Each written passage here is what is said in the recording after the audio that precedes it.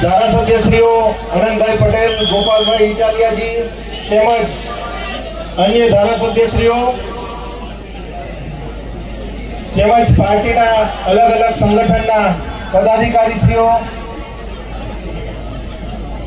અમારા ઈસુદાનભાઈજી, વર્ષાબેન તેમજ મંચ પર પધારેલ તમામ આગેવાનશ્રીઓ, ભાઈઓ બહેનો, વડીલો, યુવા સાથી મિત્રોનું અમે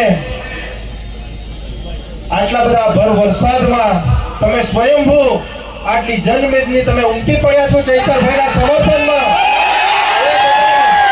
ચૈતરભાઈ વતી અને એમના પરિવાર વતી તમારો અમે દિલથી ખૂબ ખૂબ આભાર વ્યક્ત કરીએ છીએ. મિત્રો, આજે જ્યાં વરસાદ પડી રહ્યો છે અને આ વરસાદમાં તમે સ્વયંભૂ મહારાષ્ટ્ર, ગુજરાત, મધ્યપ્રદેશ અને રાજસ્થાનમાંથી તમે આજે આપણા ચૈતરભાઈ માટે પધાર્યા છો. એ માટે તમે તમારા માટે એકવાર જોરદાર તાળીઓના ગણગણાટથી વધાવીએ. મિત્રો, શા માટે આ સરકાર આ ચૈતરભાઈ વસાવાને જ વારંવાર ટાર્ગેટ કરે છે? શા માટે એમણે જેલમાં જવું પડે છે? મિત્રો, ચૈતરભાઈ એ આપણા તમામ સમાજ માટે અવાજ ઉઠાવે છે અને એ જે અવાજ ઉઠાવે છે એ આ ભારતીય જનતા પાર્ટીના નેતાઓને ગમતું નથી. મિત્રો,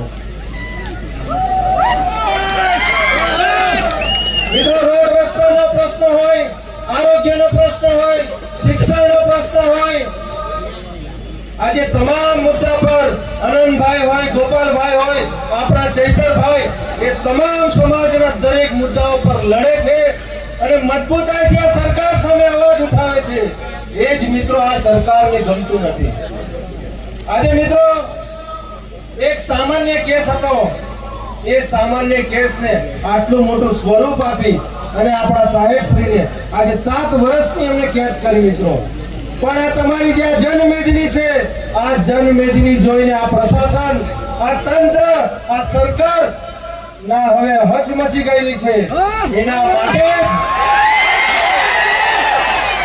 માટે જ આજે એક 17 દિવસનું બાળક જે છેલ્લા 10 દિવસથી આજે જેલમાં હતું, એ જેલની જે અંધારી કોટડીમાં છે, એને આ તમારી જે આ એકતા જે આજે ભેગી થઈ એના લીધે આજે એમને જામીન આપવા પડે. મિત્રો,